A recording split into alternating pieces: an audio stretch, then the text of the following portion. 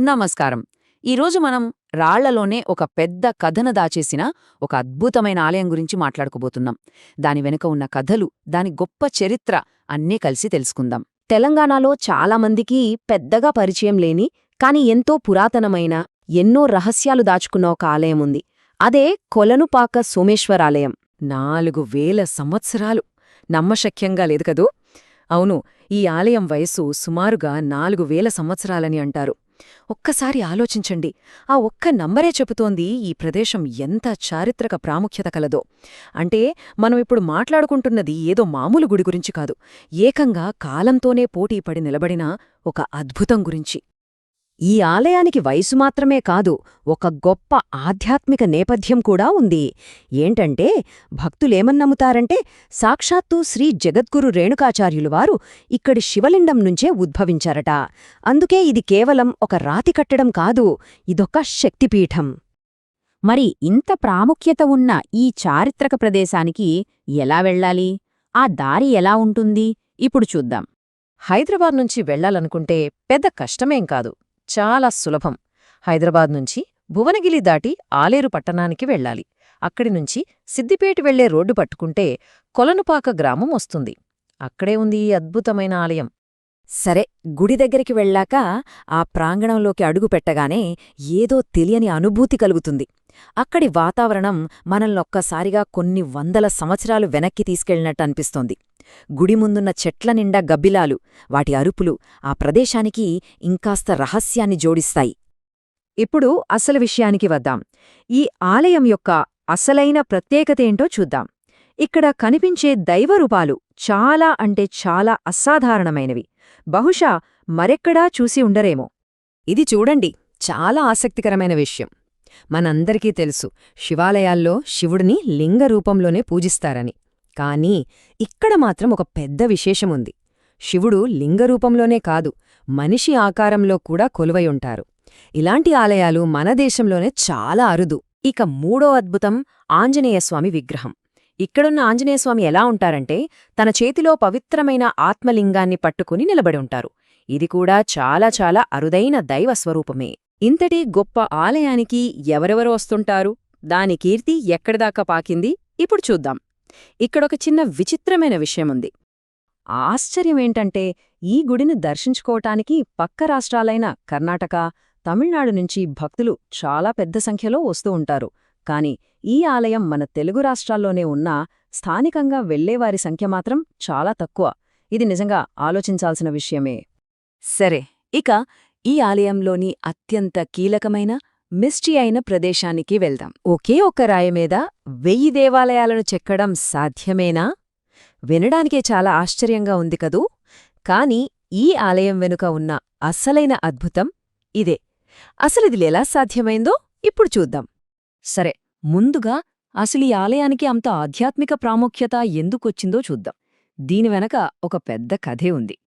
అక్కడ స్థానికులు చెప్పుకునే కథ ప్రకారం ఆది జగద్గురు శ్రీ రేణుకాచార్యులవారు మరెక్కడినుంచో కాదు, ఇక్కడున్న ప్రధాన శివలింగం నుండే పుట్టారట. చూశారా? ఈ ఒక్క నమ్మకంతోనే ఈ ప్రదేశం ఇంత పవిత్రంగా మారిందో. ఆ నమ్మకమే ఈ ఆలయానికి ప్రాణంలాంటిదనమాట. భక్తులేమన్నమ్ముతారంటే, ఆ గొప్ప ఋషి ఇక్కడే పుట్టి మళ్ళీ ఇక్కడే శివుడిలో ఐక్యమయ్యారని. అందుకే ఈ గుడికి అంత ప్రత్యేకత. ఇప్పుడు ఆసక్తికరమైన విషయం ఏంటంటే, ఈ ఆలయం వయస్సుపై 2 రకాల వాదనలున్నాయి. చరిత్రకారులేమంటున్నారంటే, ఇది 9వ శతాబ్దంలో కట్టారట. కాని అక్కడి వాళ్ళని అడిగితే మాత్రం లేదు, ఇది 4000 ఏళ్ల క్రితం నాటిదని బలంగా నమ్ముతారు. సరే, ఈ పురాణం కాసేపు పక్కన పెడితే, ఇప్పుడు మనం ఈ గుడి నిర్మాణంలో జరిగిన ఓ అద్భుతం గురించి మాట్లాడుకుందాం. ఇది మనుషుల నైపుణ్యానికి, భక్తికి ఓ గొప్ప ఉదాహరణ. ఒకప్పుడు ఈ ప్రాంతాన్ని ఒక రాజు పరిపాలించేవారు. ఆయనకు ఈ ఆలయంలో 1,00,00,000 అంటే 10 మిలియన్ల శివలింగాలను ప్రతిష్ఠించాలని ఒక పెద్ద సంకల్పముండేది. అయితే కథలో ఒక చిన్న ట్విస్టొచ్చింది. వాళ్ల లక్ష్యం పూర్తి కావడానికి సరిగ్గా 1000 లింగాలు తక్కువయ్యాయి. ఇప్పుడు రాజుగారి ప్రతిజ్ఞ ఏమవ్వాలి? అప్పుడే మన శిల్పకారులకు ఒక బ్రహ్మాండమైన ఐడియా వచ్చింది. ఒకే ఒక్క శివలింగం మీద మిగిలిన 1000 లింగాల్ని చెక్కేద్దామని. ఒక్కసారి ఆలోచించండి, ఒకే రాయి మీద 1000 చిన్న చిన్న లింగాలను చెక్కాలంటే ఎంత నైపుణ్యం ఉండాలి, ఎంత ఓపిక ఉండాలి కదా. అందుకే ఈ ఒక్క లింగానికి ప్రదక్షిణ చేస్తే చాలు 1000 లింగాలకు ప్రదక్షిణ చేసినంత పుణ్యం వస్తుందని భక్తులు నమ్ముతారు. అలా రాజుగారి కోటిలింగాల సంకల్పాన్ని పూర్తి చేసిన ఆ స్పెషల్ లింగాన్ని కోటిలింగమని పిలుస్తారన్నమాట. ఇది రాజు ప్రతిజ్ఞను నిలబెట్టడమే కాదు, గుడికి ఎప్పటికీ నిలిచిపోయే కీర్తిని తెచ్చిపెట్టింది. కాని ఇంతటి గొప్ప చరిత్ర, కళా నైపుణ్యం ఉన్న ఈ ప్రదేశం ఇప్పుడు ఎలా ఉందో చూస్తే చాలా బాధిస్తుంది. ఒకప్పటి వైభవానికి ఇప్పటి వాస్తవానికి చాలా తేడా ఉంది. ఒకప్పుడు రాజుల ఆదరణతో, భక్తులతో కళకళలాడిన ఆ గుడి ఇప్పుడు చూస్తే చాలా చోట్ల పాతబడిపోయింది. దానికి సరియైన మెయింటెనెన్స్ లేకపోవడంతో దాని పాత అందం మెల్లమెల్లగా కనుమరుగైపోతోంది. అక్కడికి వెళితే ఈ నిర్లక్ష్యం మన కళ్లకే కనిపిస్తుంది. గుడిని సరిగ్గా పట్టించుకోవట్లేదు, వెనకాల ఉన్న పవిత్ర కోనేరు కూడా పాడైపోయింది. అయితే ఈ నిర్లక్ష్యం చాటున ఒక ఊహించని నిధి కూడా దాగి ఉంది.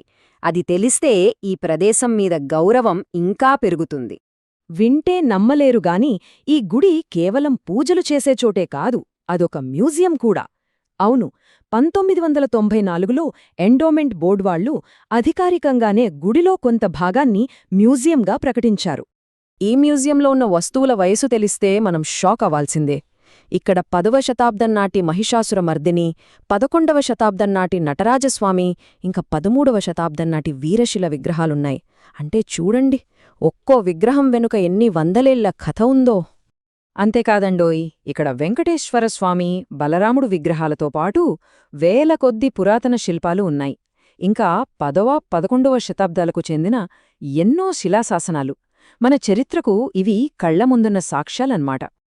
సో ఫైనల్గా మనం ఏం అర్థం చేసుకోవాలంటే, పురాణం, కళ, చరిత్ర ఈ మూడూ కలిసిన ఒక అద్భుతమైన ప్రదేశం ఇది. కాబట్టి ఈ సోమేశ్వర ఆలయమంటే కేవలం రాళ్లతో కట్టిన గుడి కాదు. అది మన పురాణానికి, మన కళా నైపుణ్యానికి, మన వందల ఏళ్ల చరిత్రకు ఒక సజీవ సాక్ష్యం. ఈ సమాచారాన్ని మనకు అందించిన వాళ్ల ఉద్దేశం కూడా సరిగ్గా ఇదే. మన చుట్టూ ఎన్ని అద్భుతాలు ఉంటే వాటి గురించి అందరూ తెలుసుకోవాలి, వెళ్ళి చూడాలి అని ప్రోత్సహించడం. చివరిగా ఒక్క ప్రశ్న. మన కళ్ల ముందే ఇంత గొప్ప చారిత్రక, ఆధ్యాత్మిక సంపద ఇలా నిర్లక్ష్యానికి గురవుతోంది. ఇలా మనం పట్టించుకోకపోవడం వల్ల ఇంకా ఎన్ని నిధులు మనకు తెలియకుండానే కనుమరుగైపోతున్నాయో ఒక్కసారి ఆలోచించాల్సిన సమయమిది.